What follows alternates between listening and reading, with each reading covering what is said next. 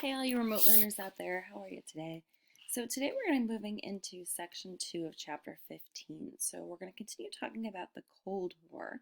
And today we're going to be talking specifically about how the Cold War starts heating up and how the U.S. policy really is to try to contain communism. And that's what President Truman had really, stated in his Truman Doctrine. However, countries are going to start to become communist. And as it seems like Joseph Stalin is spreading his communist views across the world, the US has a real choice to make. Do we, attack those countries? Do we stop? Do we give them financial aid? Do we send in troops? How do we really try to stop communism from spreading and protect our own American interests? So if you take a look at this poster for a minute, you'll see that this poster, it shows a picture and it says how communism works. Keep this pamphlet moving, and it's created by, who's the top? It's by the Catholic Library Services. And so for the questions, who might the octopus represent?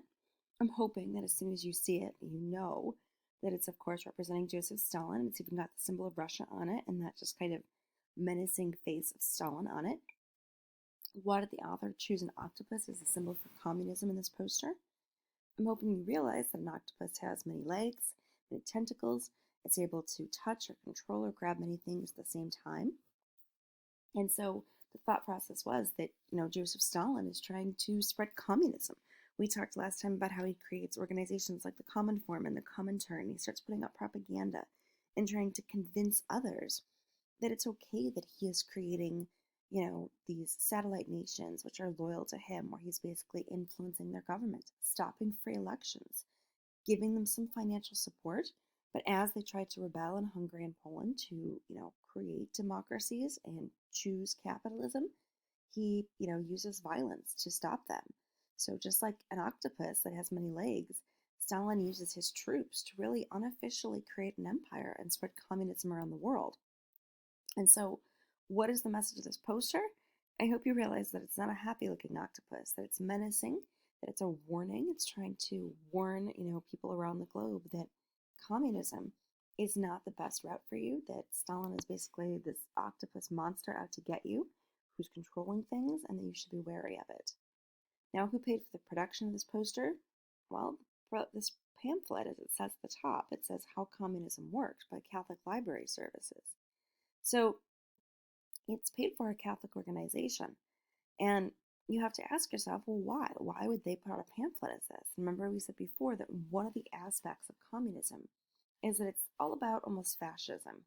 There are some similarities there. You are putting, the needs of the country above your own in a sense, and you're not going to be very religious, which is kind of opposite compared to what fascism was in Italy. But you're not very religious. Most communists are often referred to as godless. And so, of course, that would go against the views of a Catholic group. So that's why they wanted to spread this pamphlet, we can assume.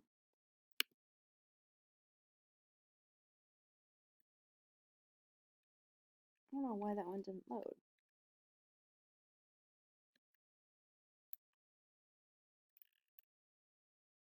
There we go. I was like, that was really strange.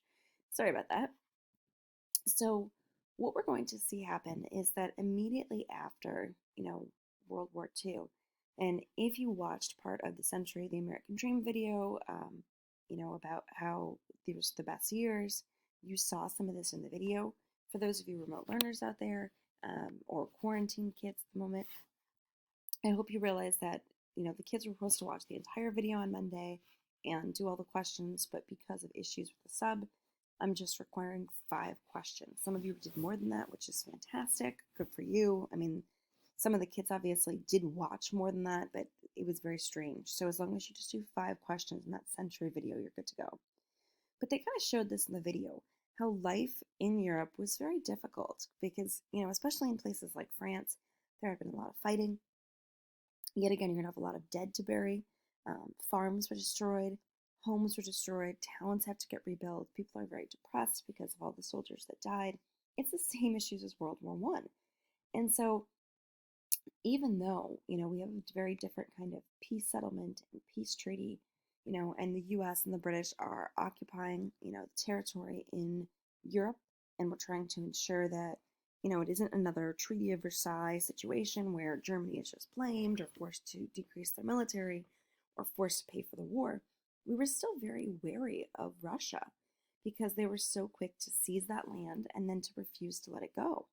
And by 1948, as the Americans were, you know, retreating basically, and soldiers were going back home to their families, and they're going to start, having, getting married, having children, starting this new baby boom generation, and moving on with their lives. These Europeans, they were very struck by how much devastation and destruction was around them, and the Russians, on the eastern portion of Europe, kind of to the east of this unofficial Iron Curtain, this wall that had descended across Europe, even though it wasn't a true wall. You know, Russia didn't seem to be leaving anytime soon, and they were going to be controlling things, supposedly in the name of helping these countries to rebuild, but really it was about power. And so George Marshall, our Secretary of State, said, look, there are so many people who their whole lives have been changed. Think about if you were someone who was of Jewish descent and you'd spent your entire time in the war, the past 5-6 years, in a ghetto and then in a concentration camp and then perhaps an extermination camp. What are we going to do to help these people? Well, the Jews, remember, are going to be given, their own country of Israel, which creates its own issues because it's carved out of land from Palestine, and there were people who already lived there, of course. So there are issues there. But to try to help all people in Europe who have become refugees, who've been displaced, who've been struggling, the idea here in the Marshall Plan is that we are going to basically just give out money, constantly give out money, even though we don't have it ourselves. We are in debt. We've, created loans after World War II, but we're going to have to somehow come up with this money and continue to deficit spend to give it to these European countries. Otherwise, it's going to be very easy for them to say, let's become communist. At least in communism, there's no poor people.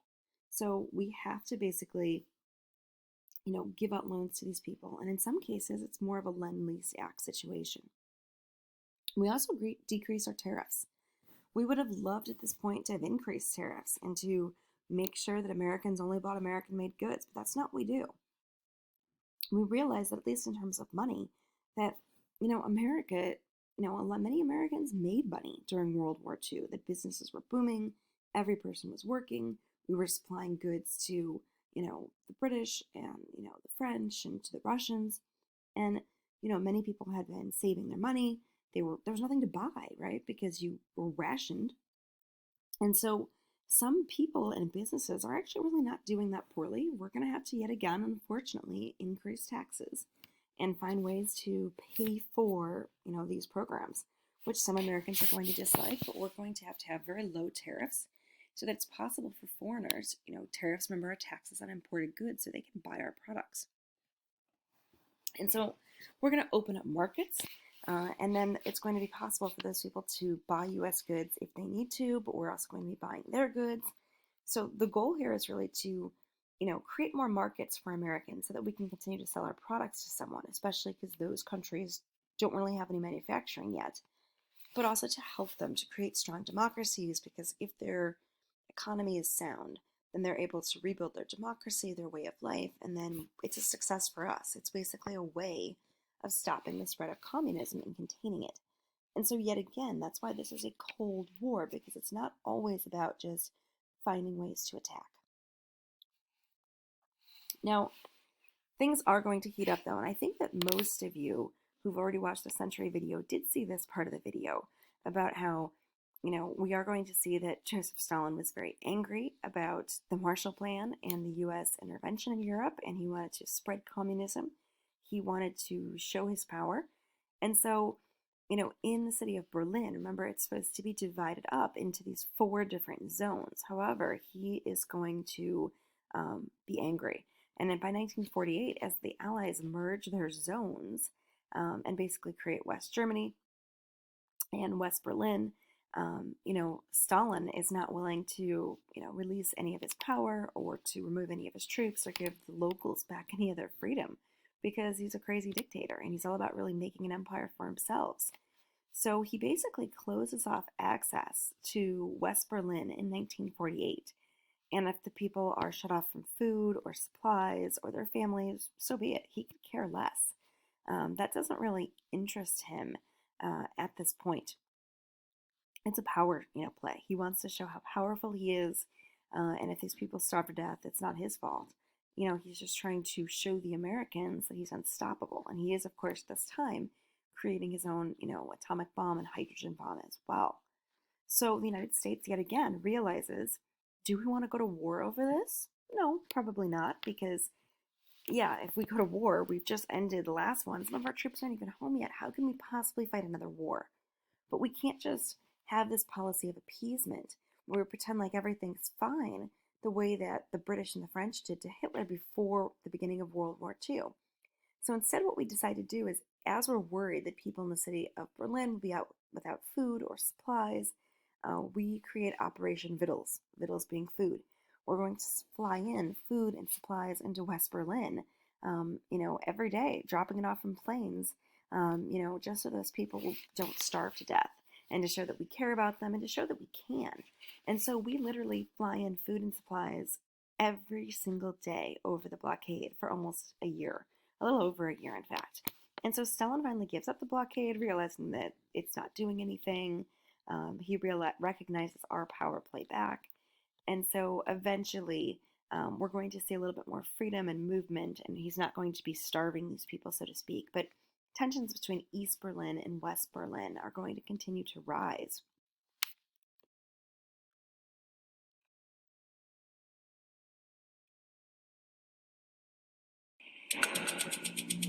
The first face-to-face confrontation of the Cold War was in Berlin. Stalin was determined that the Western Allies should leave, and in June of 1948, he cut all the supply lines into the Allied sectors. It was very tense, and we knew that, and it got tenser and tenser. West Berliners had enough food to last a few weeks, enough fuel to last only days. Truman said in meetings in the Oval Office, and he meant it, we stay in Berlin. You live with the expectation, I did, that we would be going to war with Russia. The United States were painted and depicted by official propaganda as the greatest enemy, ready at any hour to drop atomic bomb on Russia. We were close to a Third World War. There were some who were arguing we should leave. It isn't worth it. Get out. Why start a Third World War over this city? Others were saying we should send an armored division through and break through by force.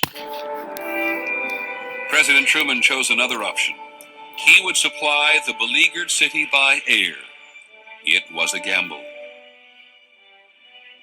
American and British pilots who had once dropped bombs on this city would deliver supplies to Berlin hour after hour, day after day. We were so busy during the airlift. I was flying 128 hours a month. It's a lot of flying. And we were keeping people alive. They flew in food and fuel and medicine. They were the lifeline for 2.5 million Berliners. After 11 months, Stalin conceded. Without saying a word, he ended the blockade in May of 1949. So yet again, this was just a power play to, try to have Stalin show, how powerful he was, to try to scare the United States, to try to show that he could spread communism, to do as he pleased. And, as you saw in that video clip, that's the one from the century I was talking about, that, the United States wanted to show him that we were not weak. We were not going to just roll over. We were not going to have this policy of appeasement. But at the same time, Truman realized most Americans were not ready to go to war. At this point, by 1949, we're going to see that the U.S. officially creates NATO, which is an organization which is still around to this day. It stands for the North Atlantic Treaty Organization, and it's basically an organization for defense. It's the idea that, all for one, one for all. If one member nation is attacked, then other people will come to its aid. It's very important to have allies. You can't really go to war unless you have other people backing you up and supporting you. And then the idea behind this as well was that if a country wants to go to war and no one else is willing to support them, They realize that the world does not look favorably upon, what they're trying to do, that they realize that they're the aggressor, that they're not just defending themselves, um, and that would perhaps, stop them from an attack. Perhaps even other members of NATO would have stopped them. The Soviet Union decided not to join. They created their own version of NATO. They called it the Warsaw Pact. It was made up of mostly just their satellite nations. And so, was it really anything powerful? No, because they're already controlling these people and telling them what to do. They don't have many, huge militaries anyway because they were conquered by the Germans. The Russians, in a sense, are kind of building up these people's militaries. And so, yet again, they're just forcing them to say that they help them and support them. They're not like true, real, other countries around the world.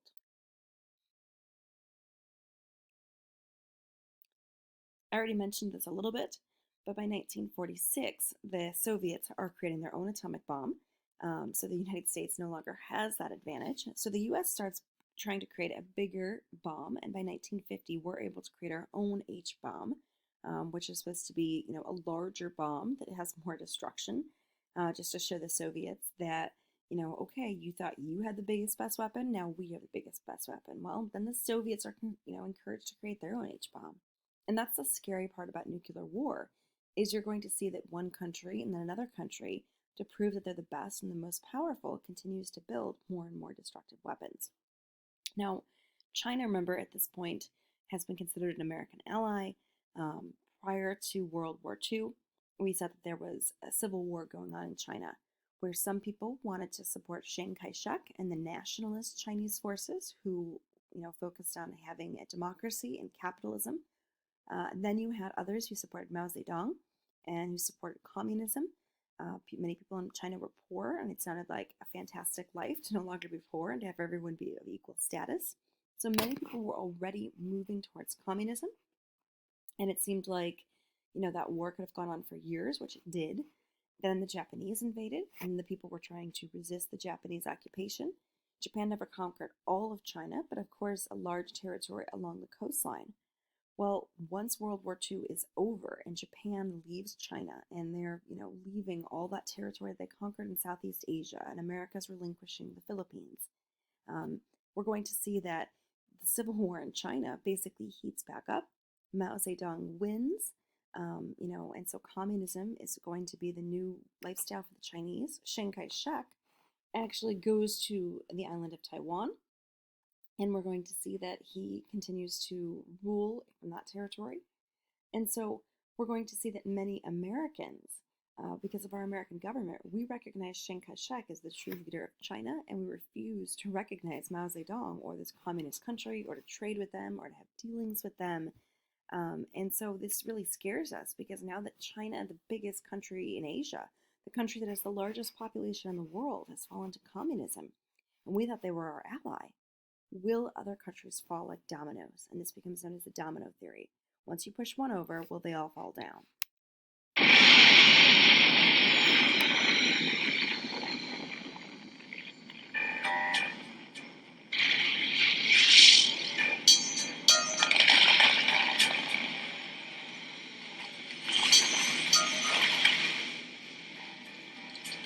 Once we knew the Soviets had the atomic bomb in 1949, it then became, once again, a different world.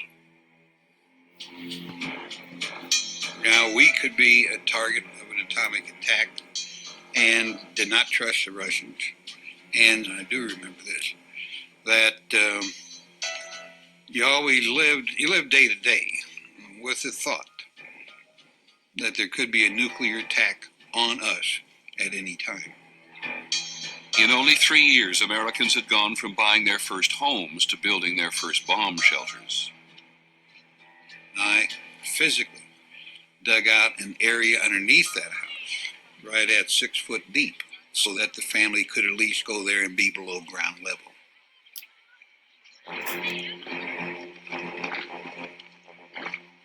The United States would suffer another shock when, on October the 1st, 1949, they learned that Mao Zedong's communists had defeated the American-backed nationalist forces in China. The communists under Mao touched something very deep in the peasantry, fought a brilliant fight. Russians getting the atomic weapon. China has fallen.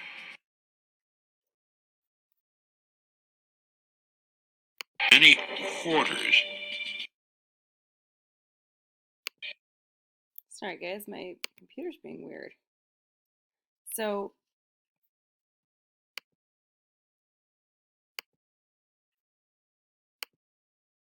my computer's being fantastically weird. Awesome. Sorry about that. Some technical issues there. Um, so yeah, basically now that China was becoming communist and that the Soviet Union had an atomic bomb, and it seemed like a nuclear war was possible. I mean, what if the Soviet Union wanted to truly prove to the world that they were the biggest nation, the most powerful nation? And we realized the devastation of the bomb since we'd killed, thousands of Japanese people. What if the Soviets decided to bomb us directly? We didn't think they would ever, move nuclear weapons off of the Soviet Union. We didn't think that they were close enough to bomb us right away. But what if they started creating satellite nations closer to us so that they could be in range of bombing us? It definitely scared the heck out of us.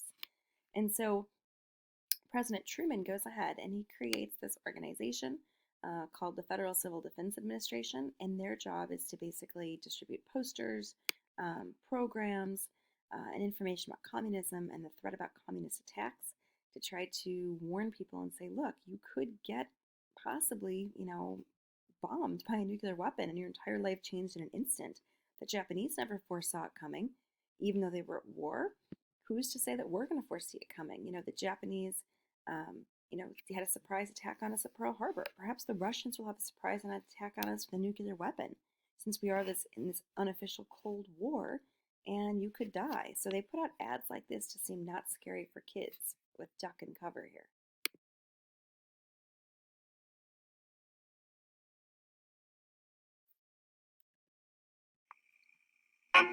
Beedle-dum-dum, beedle-dum-dum, beedle-dum-dum. There was a turtle by the name of Bert, and Bert the turtle was very alert. When danger threatened him, he never got hurt.